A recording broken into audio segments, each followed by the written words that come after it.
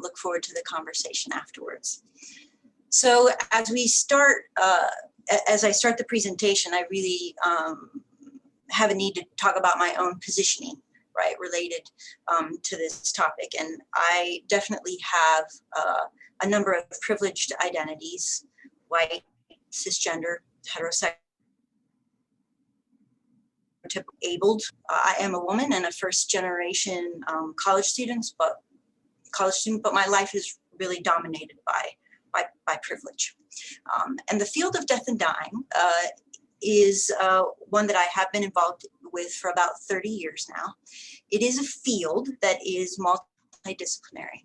It's actually, the field is called Thanatology, which is the study of death and dying, but I thought in terms of advertising the talk, that might not be the best way to advertise it, but it is really what the field is called. So many different disciplines are involved in the field of thanatology, and as you mentioned, my discipline in particular is counseling psychology. I've been very much engaged with an organization that focuses on death and dying issues in a broad way called the Association for Death Education and Counseling. And that organization has been really important to me, and I will be integrating it into parts of the conversation.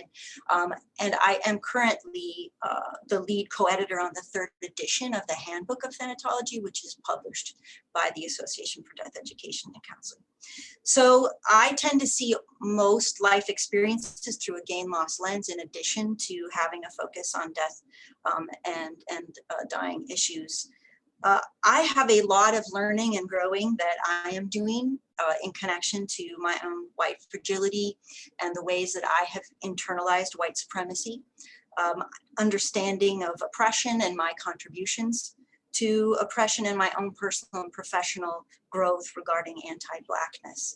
So it's part of the reason that I agreed to be here today and to engage in reflection and challenge myself related to this topic and the work of my field. There is really too much that I'm going to be sharing with you today. I tend to over-prepare for presentations, but it is discouraging and left me really with a sense of despair in places, which I think will be clear to you, that there is just too much to share in terms of anti-Blackness in relationship to the field of thanatology.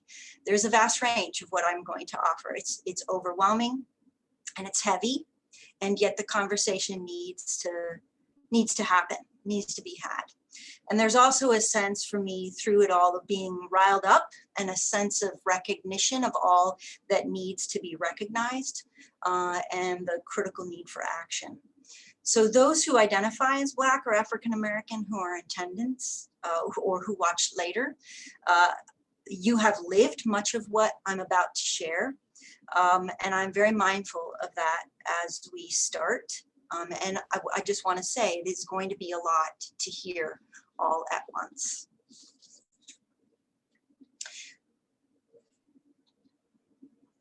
So as we think about, there we go. As we think about anti-Blackness in this context, what do I mean? I just want to offer a sense of where I'm coming from here. And to me, it is the invisibility of the Black experience within thanatology, limited attention, also voices being lost in the domination of whiteness. It also, to me, means the misrepresentation and pathologizing and suffocating of the Black experience. And I'm going to explain a little bit more about that. That is absolutely a term that has been coined by my good colleague, Dr. Tishel Bordur.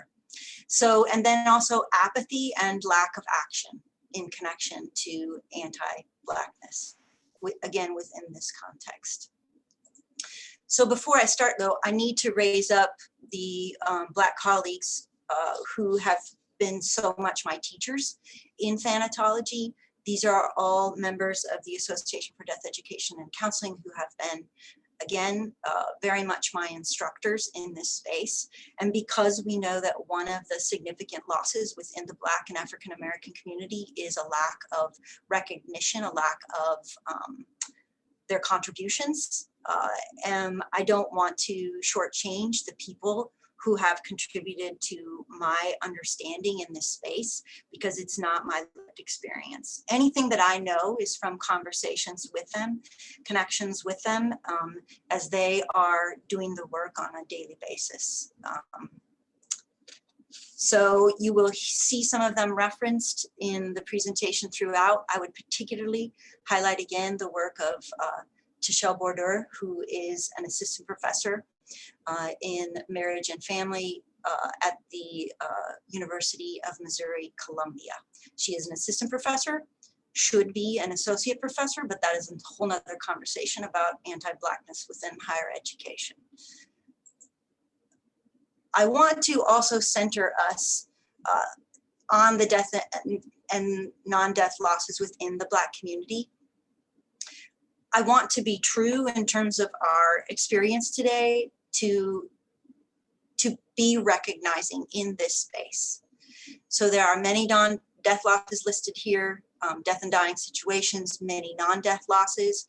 And I truly want us to take just a minute in silence before we start, because I have a lot of statistics, I have a lot of research, but what we're talking about here is people's lives. We're talking about individuals' lives who have been lost, individuals' lives who have been, where they have been shortchanged, and individuals' lives that have been affected by grief and bereavement. So I really do just want to take a minute of our time and recognize and sit with that a bit before we go on.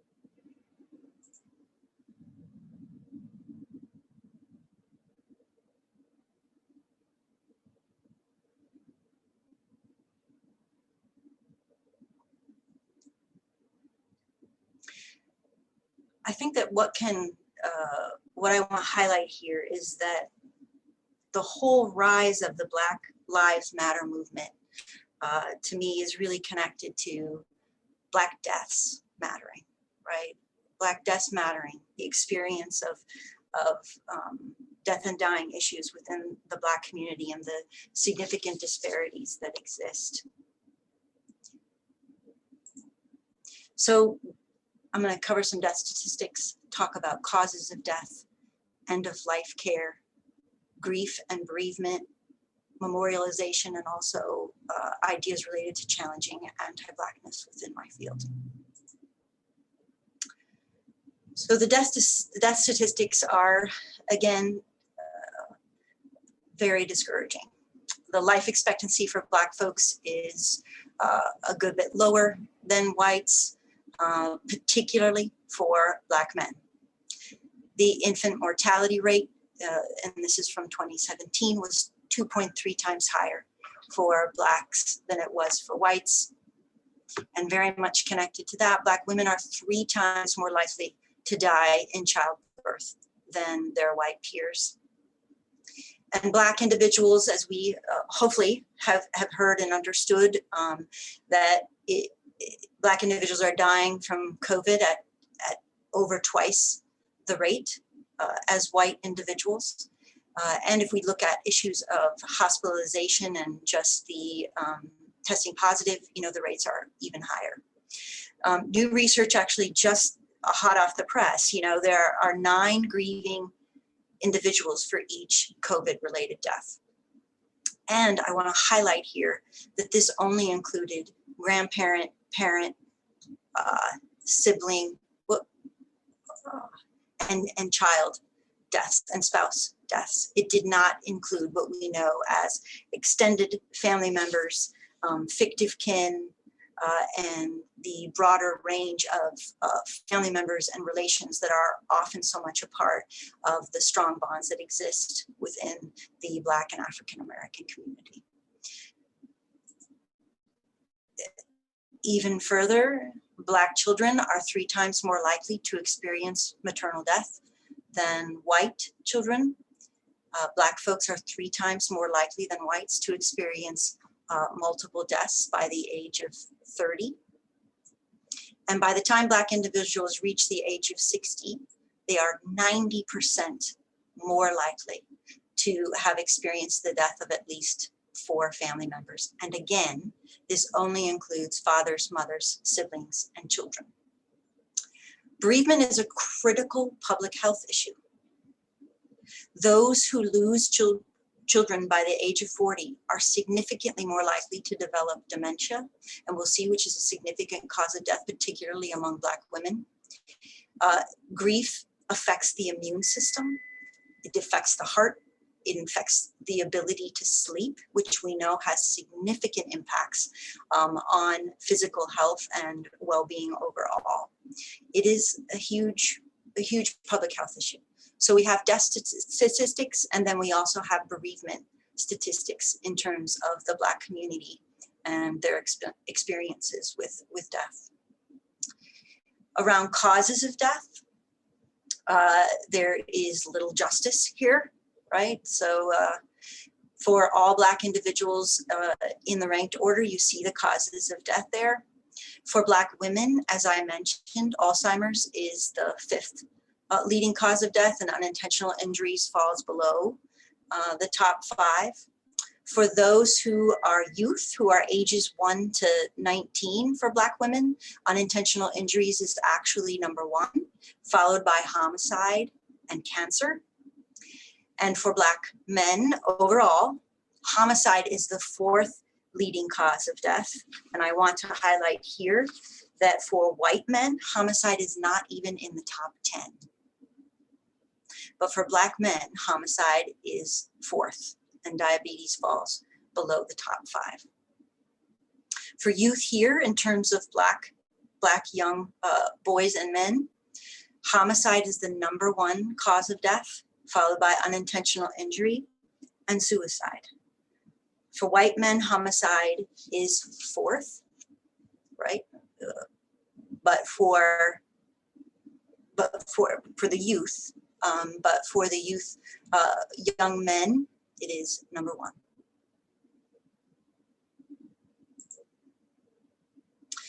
Looking more at the causes of death, if we think about suicide, you'll see that suicide was listed as a cause of death, particularly for young Black men. It is a myth that Black individuals do not die by suicide. And I want to highlight here that in terms of my field, right, the proper terminology is to die by suicide. It is not to commit suicide or to complete suicide.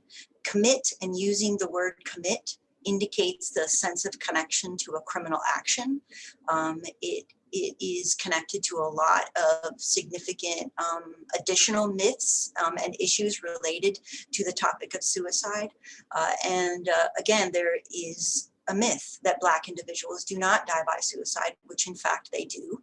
And it is an area of much needed research and attention.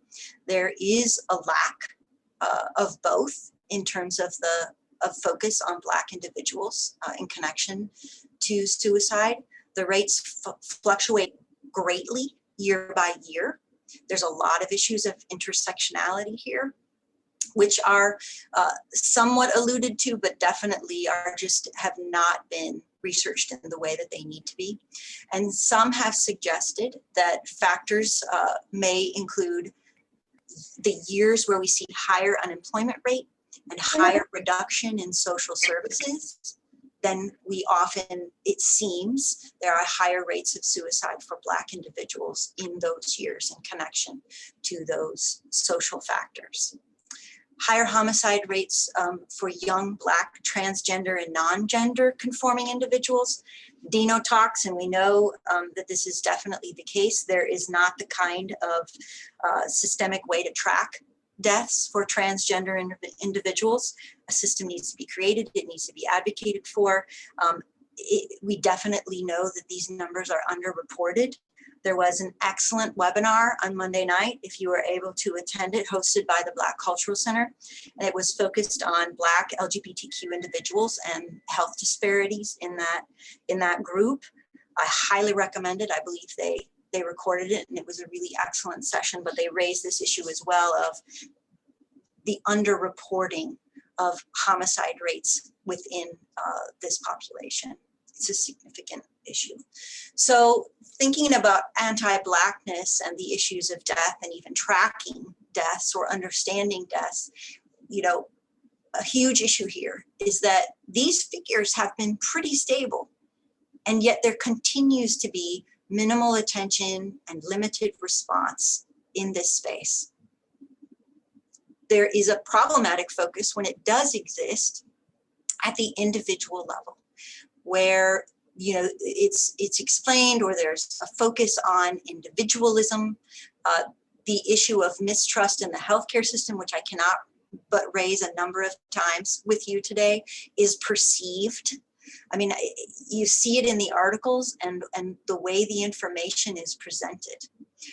There is also no national database that summarizes statistics on police shootings. You know, what I'm throwing out to you are just some really highlighted examples of where anti-Blackness exists systemically in this area of thanatology and death and dying.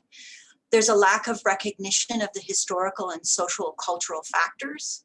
So again, if we think about that in the health care area, Black women are under screen for cervical and breast cancer, and data on race ethnicity is not even routinely collected. Risk factors for prostate cancer, this review article, both of these, actually all of these are review articles, so this is not one-offs, right? These are people who are looking at the literature overall and looking for patterns. So in terms of prostate cancer, they found no difference between Black and white men based on physical factors or health conditions, right? Things like alcohol intake, sexual activity, but there was no investigation of the social factors that contribute here. And really a failure to consider the necessity of systemic and macro level changes. I read a really excellent article, again, just out in 2020, published in one of the main journals of my field, one of the journals called Death Studies that I'm on the editorial board. And I want to raise this article up because it talks about Black deaths, the authors do, about Black deaths and social epidemiology. The idea of specifically examining deaths for patterns based on the topics that I was just listing: social demographics, age, race, gender identity, and the intersectionality of those identities. Social factors like racism, health insurance status, employment, prior morbidity rates. You can see the others there. And geographic region as well. All of these issues need to be considered as we're looking at deaths and trying to understand deaths. You know, the reporting of the deaths is not the understanding of the deaths. It's really the social epidemiology in these cases that will get to what needs to be got to. And so if we think again for Black deaths, investigating the social structural causes that influence disease and death, research patterns of social determinants for health and death to identify societal causations, the use of research to develop and recommend programs and policies to reverse those patterns, and to implement protocols to prevent determinants of death. But we can't do that if we're not even looking at these social determinants. It's not even possible. So to me, it's really like, what is below the surface of all these statistics that we are not recognizing, not looking for, not engaged in the process of discovering and defining and pursuing the issues that are below the surface here. So in terms of end-of-life care and the Black community, we know that Black individuals are significantly less likely to die in hospice care than white individuals. And they are more likely to have multiple emergency room visits, hospitalizations, and to undergo intensive treatments up until the time of death. And I want to just throw out a little bit more information about hospice, because I know that hospice is not always understood. And I know my colleagues in hospice, one of the things that I talk with them about is how what they do and the work that they engage in is often perceived as passive. And it is anything but passive. It is very active. It is a specialization. It is a focus on individuals' holistic experience at the end of life.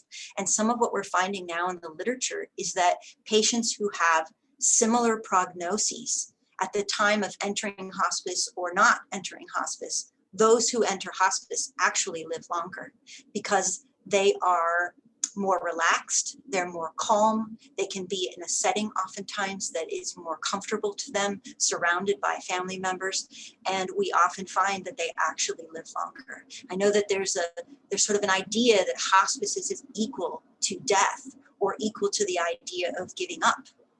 But what we actually see in some of the more recent research is that, again, individuals tend to live longer. So what I see in this is that Black individuals are not getting the potential benefit that hospice really has to offer. And so some of the research is focused on the barriers to hospice use among Black patients and their families, personal cultural values that may be in conflict with hospice philosophy.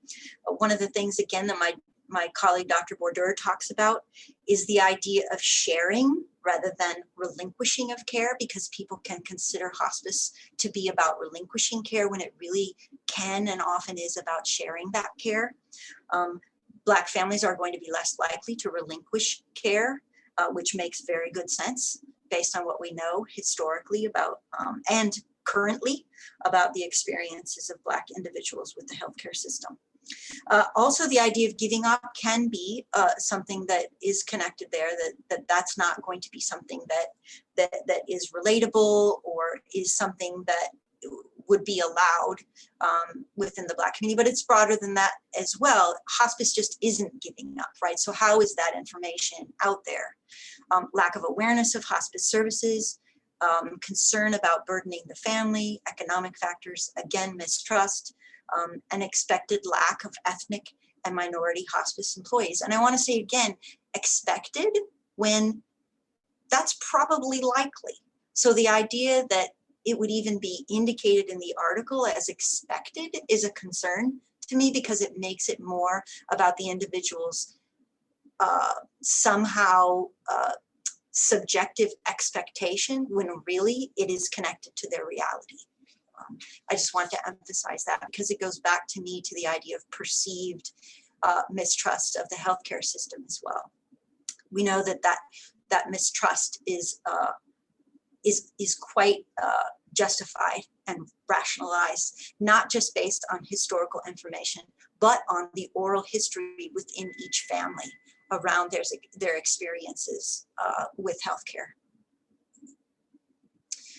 So research on the quality of life for Black cancer survivors, there is limited research that exists. And there's actually excellent research overall about the quality of life for cancer survivors, but there's a dangerous lack in terms of the focus on Black cancer survivors.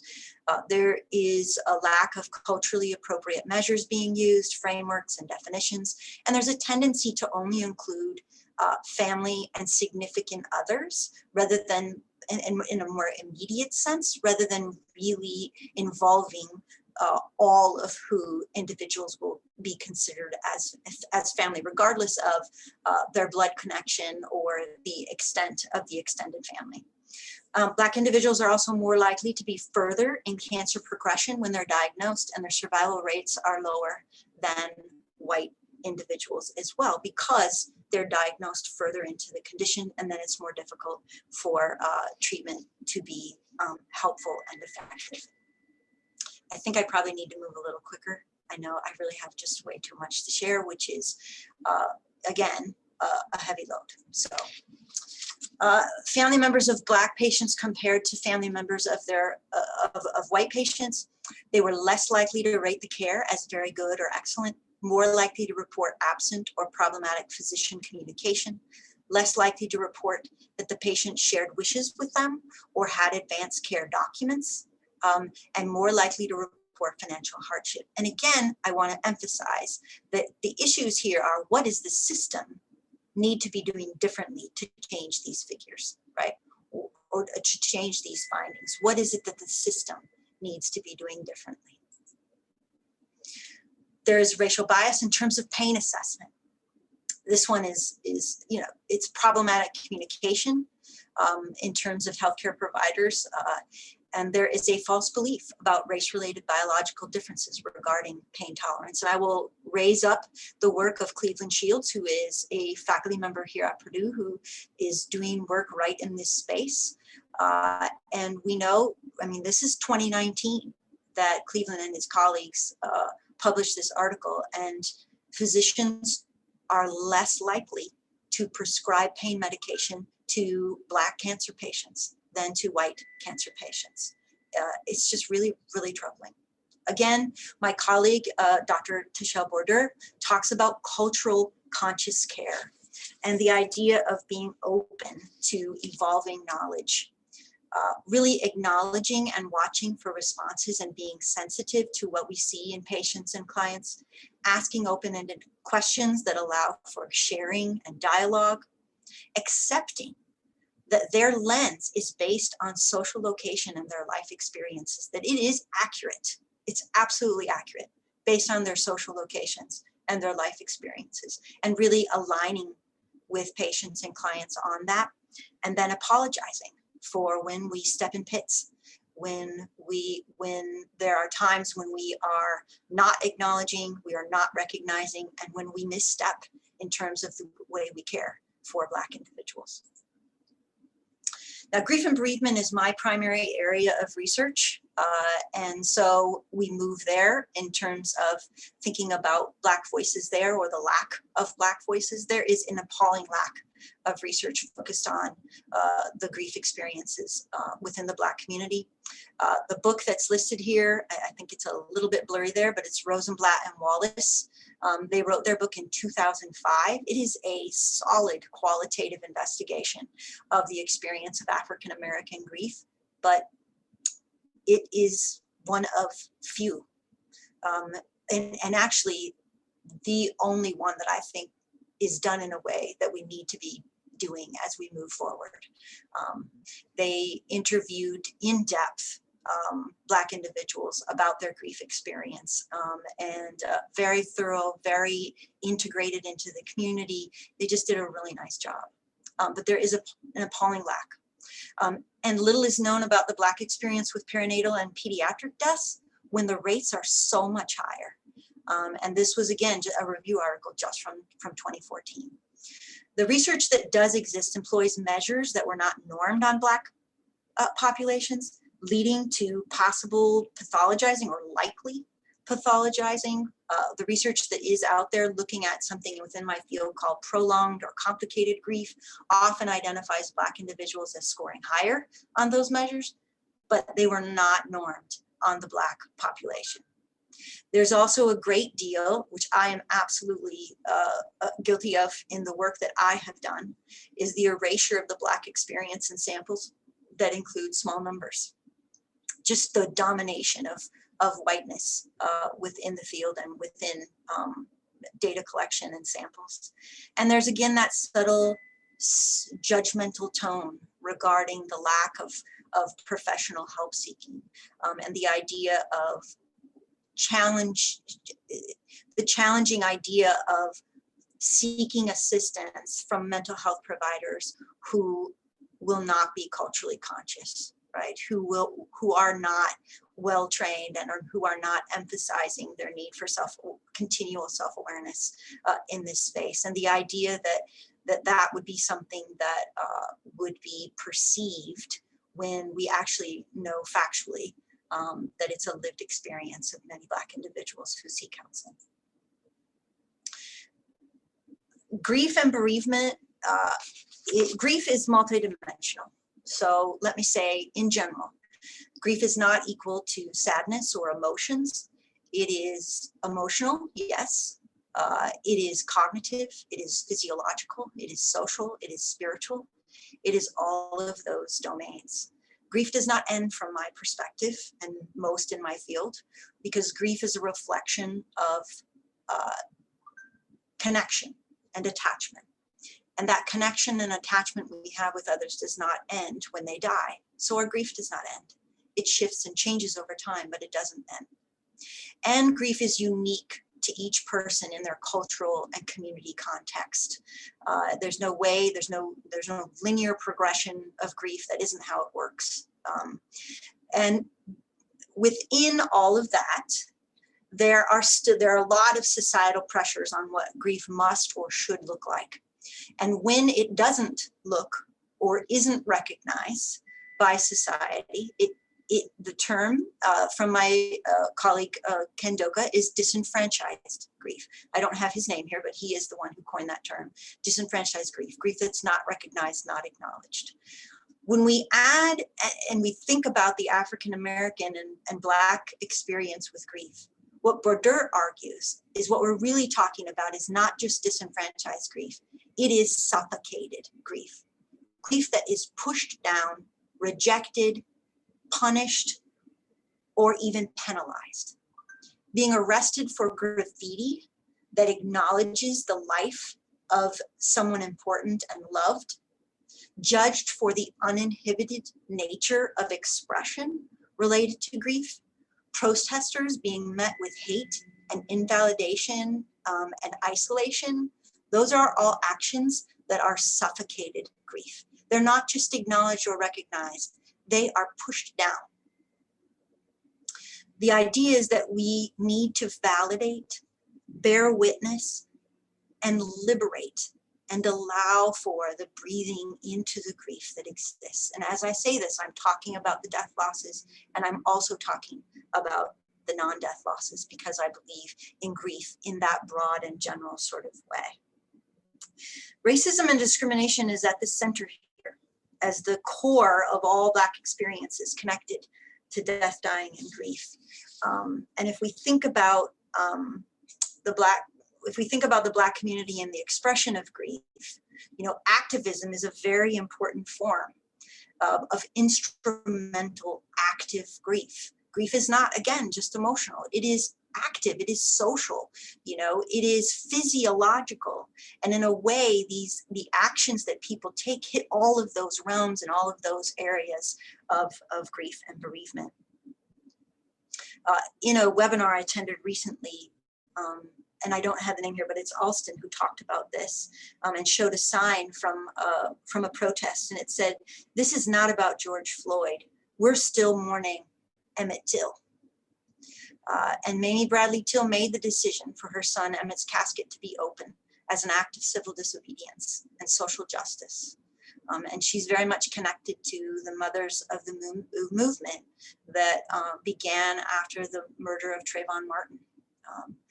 So there is a higher level of violent death loss within the African American community. There's also closer bonds with the deceased.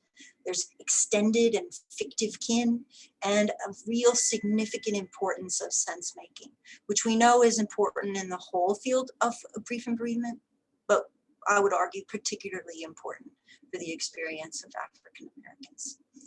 So sense making is really the idea of, you know, how do I integrate this experience into my life narrative?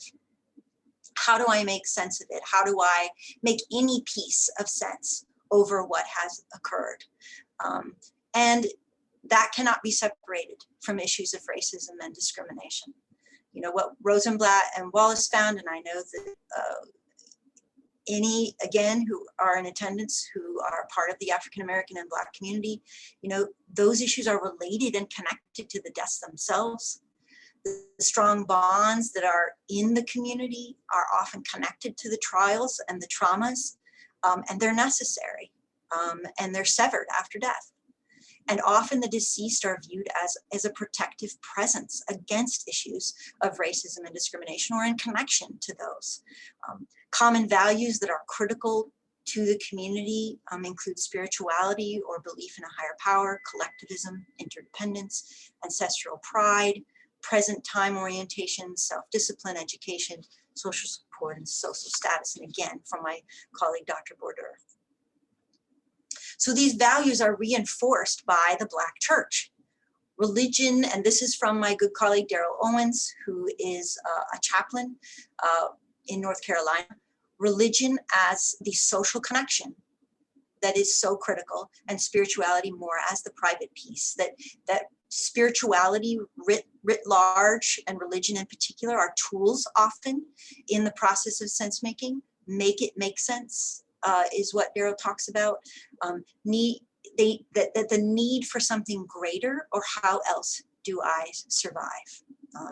And also the idea that the church, and very specifically God or Allah or Jesus, see me for who I am, that we are all important.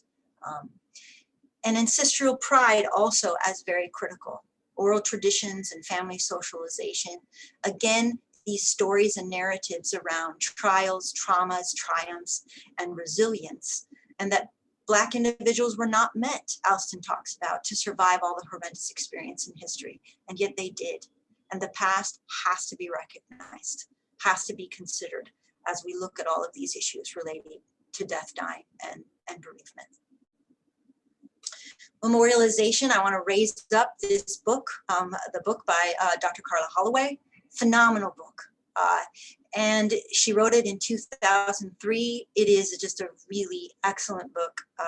Talks about primarily memorialization within the African-American community, and she weaves in the experience of the death of her own son. And so throughout the book, you hear about decisions and actions that she took related to her son's death, but also the history of African-American death in this country, and the development of Black funeral homes, and just the critical integration with the civil rights movement, with death, and with the leaders within the death community. One of the things that she talks about is how Martin Luther King Jr. often would leave and use hearses when he would leave events. Just the real integration of the, again, those who led the process of memorialization after death. The idea of homegoing, that death is a freedom from the trials of life, and it's very much connected to faith, continuity, community in the afterlife, and the idea that you will join, right, those who have gone before, and that those who come after you will also come home and be with you. The critical need for a special tribute with pomp and circumstance, each life as important and notable. The exact quote there, like, the homegoing is no time to cut corners. And the final requests of the individuals who died being honored when and ever how possible. Rosenblatt and Walls talked about how the community really cried and laughed their people into the grave. And Alston emphasized the adaptive and creative nature, even in the face of COVID, and how these really critically important memorializations can still happen and take place.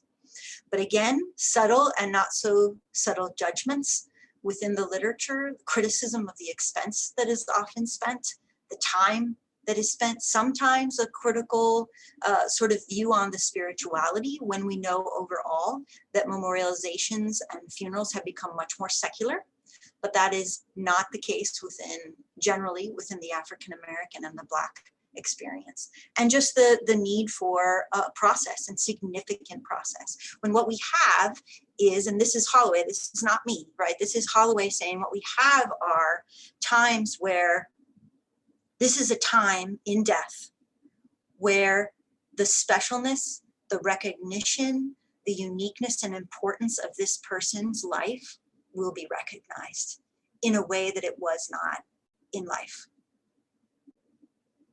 And that is not to be judged, right? That is to be recognized and honored. So challenging anti-Blackness in the field of thanatology. It is pushing back against deficit models and the domination of values such as individualism, productivity, and stoicism. which are European white dominated values. And Harris talks about how using those really integrates and influences the deficit models and the deficit language that we see scholars use. Recognition, acceptance, and honoring of racism and discrimination as the core of death, dying, and grief experiences. Creating and advocating, and this is again, my colleague, Dr. Purdue, talking about safe spaces for the full expression of Black individuals to be validated. That's death, dying, grief, and loss. It goes back again to the suffocation of the experience, which I just can't even imagine a word that describes it better. Improved approaches to data collection, databases at the national, regional, state, and local levels related to death. And I alluded to some of those along the way, but it's such a significant need. In terms of research, there needs to be an actual focus on Black individuals and their holistic experiences. There needs to be a use of qualitative approaches that allow for authentic voices and grounded experiences. There needs to be the use of models that incorporate a couple of phrases that came out to me and sort of were raised to the surface. So models that incorporate mundane, extreme environmental stress from continuous expression. Mundane because it is common, day to day, and can often be taken for granted by individuals who experience it and those who around them. The extreme nature because of its harsh impact, and environmental because it's induced by the environment. And there's such an incredible cost of energy to have to deal with it. And then if we think about the issues, think about the terms weathering and allostatic load, that's a similar sort of idea of this constant stress related to oppression and how that literally accelerates the aging process and the susceptibility to disease. So the idea that we could separate racism and discrimination from health is just impossible, because it is a lived experience for individuals within the African American and Black community. The questions that will inform and lead to systemic and policy changes addressing structural inequalities and institutional racism. So in clinical practice, the recognition of Black contributions, both historical and current, to wellness, coping, survival, and resilience in the face of death. Which current approaches have been appropriated, really? I think about my field, I think about music therapy, I wonder. I think about narrative therapy, which the idea of storytelling in the Black community is, extremely long-standing. And narrative therapy is a huge part of the field of death and dying now. The idea of continuing bonds. We have a theory within my field that talks about how, rather than Freud, who thought that once death occurs, you need to break all connection with the individual who died, there is now a theory that talks about it's actually quite useful and beneficial to grieving individuals to maintain a connection with the individual who died in a way, that honors or that recognizes the lack of physical presence, but honors the continuation of the psychological, the spiritual, the emotional connection with the individual who died. We need training regarding race-based trauma, opportunities to assess awareness, personal privilege and disadvantage, partnerships with Black churches. With my students, I led, but we collaborated on providing a support program for grieving families in the local community. We did it for 8 years. Out of those 8 years, we had one Black family. That's on me. That's on me that we had only one Black family. I did not engage in the partnerships that I needed to engage in for that to happen. I did another project where I was partnered with community agencies that served many Black families. We focused on building pride and potential within those families. Very different experience, definitely a different kind of collaboration that I need to be focused on and thinking about moving forward. And then intervention development with Black colleagues and aligned with Black values, narrative approaches and cultural tailoring. And I can't go into detail there because I am reaching my time. So challenging again, anti-Blackness in terms of the Association for Death Education and Counseling, conference themes, representation of sessions focused on the Black experience, Webinars, we have webinars that we do within our field, and just recently the organization has been responding to, Dr. Purdue did one. We have other Black colleagues who have been offering some of those webinars. We've had a People of Color Forum, but it has not had the resources or the support that it has needed, and that is continuing. And then I am again, the co-editor of the handbook, the 3rd edition of the handbook. And much of what I talked about with you today, I'm going to integrate into the introduction of the handbook. It's not integrated as much throughout the chapters as I would like, but it's going to be a call to action to the field within the introduction. And then in terms of my own research program, I do a lot of research with grieving college students. One of the things I worked a lot on is advocating for grief absence policies for students. And you may know that Purdue has one. You may not know that there are only 44 institutions in the country that have a bereavement leave policy for students. It's standard for faculty and staff, but it is not at all standard for students. One of my students right now is doing a study on Purdue students' access and use of the grief absence policy. And just preliminary looking at that data, which I asked her to do with me today, Black and African American students, they have the lowest percentage of using this policy and the highest percentage of not really being sure what the policy is about. Like, that's something we need to do something about, because they are quite literally the student population that is experiencing most deaths. And this policy should be known by them. It should be possible for them to use it if they choose and believe that it would be, helpful to them. The other thing within my own research program is that Dr. Zenefia Evans, who is within the Dean of Students Office here at Purdue, she and I are engaged in a research project where we're going to be collecting grief narratives from Black and African American students, both here at Purdue, but across the country, actually. We've developed the protocol for that study, and we actually even met this morning to continue working on the IRB for it. So I think there are many places where the challenging of anti-Blackness needs to happen within the field. And I've highlighted a few of those. Again, this was a lot of information. I wish there wasn't so much for me to share, but there is, and action needs to be taken in all of these places. So I want to thank you for the opportunity to prepare this talk, to offer it to you, and I really look forward to questions, comments, and conversation.